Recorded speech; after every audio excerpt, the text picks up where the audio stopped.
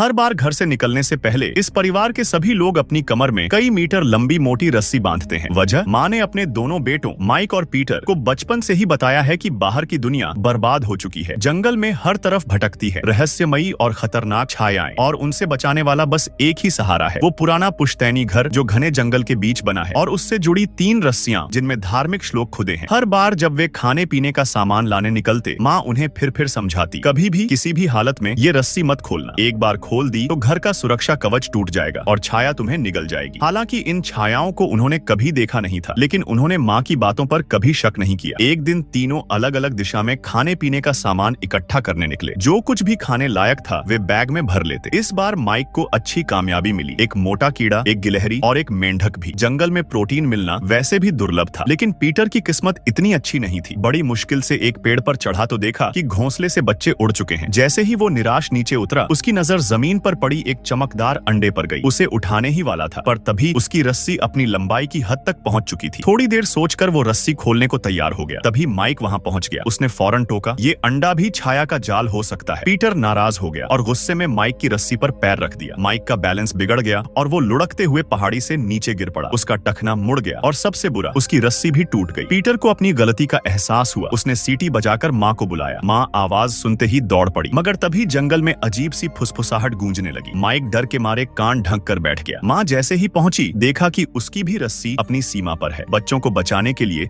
उसने बिना झिझक अपनी रस्सी काटी, उन्हें घसीटकर वापस पहाड़ी पर ले आई और टूटी रस्सियों को फिर से बांध दिया। किसी तरह वे छाया के हमले से बच निकले। घर लौटते ही माँ ने दोनों को जमीन पर घुटनों के बल बैठाकर छाया से सुरक्षा का मंत्र जोर जोर से दोहरवाया। हे प्राचीन वृक्षों के घर, जहाँ है पवित्रता का निवास, हम तुझे कभी धोखा न देंगे। स्वर्ग यही है हमारे पास। जब उसे यकीन हो गया कि बच्चों पर छाया का असर नहीं हुआ, तब जाकर उसने माइक के घायल पैर को देखा। टखना बुरी तरह सूजा हुआ था, लेकिन घर में कोई दवा नहीं थी। माँ ने बस झाड़ फूंक वाला तेल लगाकर पट्टी की। रात को खाना खाते हुए माँ ने एक पुरानी कहानी सुनाई। जब वह छोटी थी तो एक लड़की को पेड़ की जड़ में फंसे देखा था। लड़की मदद के लिए चिल्ला रही थी, लेकिन वो रस्सी की सीमा से बाहर थी। माँ ने कहा, वो कोई लड़की नहीं थी, वो छाया थी जो फंसाने आई थी। बच्चों को डराने के लिए वो उन्हें तहखाने में भेजती, जहाँ उसका दावा था कि छाया की असली शक्ल दिखती है। लेकिन पीटर अब शक करने लगा था। उसने माँ की मानसिक हालत पर सवाल उठाने शुरू कर दिए। कहीं माँ खुद ही खतरनाक तो नहीं? उसे शक था कि दादा दादी और पिता की मौत शायद माँ के हाथों ही हुई थी। माइक के चोटिल होने के बाद सिर्फ माँ और पीटर ही खाने की तलाश में जाते। ठंड बढ़ने लगी थी और जंगल में जानवर कम हो रहे थे। हफ्तों की मेहनत के बाद भी हाथ खाली लौटते। एक दिन तो पीटर पेड़ की छाल काटकर उसे तलकर उस पर मसाला डालकर खाना बना लाया, बस पेट भरने लाया। एक दिन छाल काटते काटते पीटर ने देखा कि माँ और माइक कहीं दिख नहीं रहे। तभी उसकी रस्सी खींचने लगी और वो बेबस होकर खींचता चला गया। जब जमीन से टकराने वाला था, वो चौंक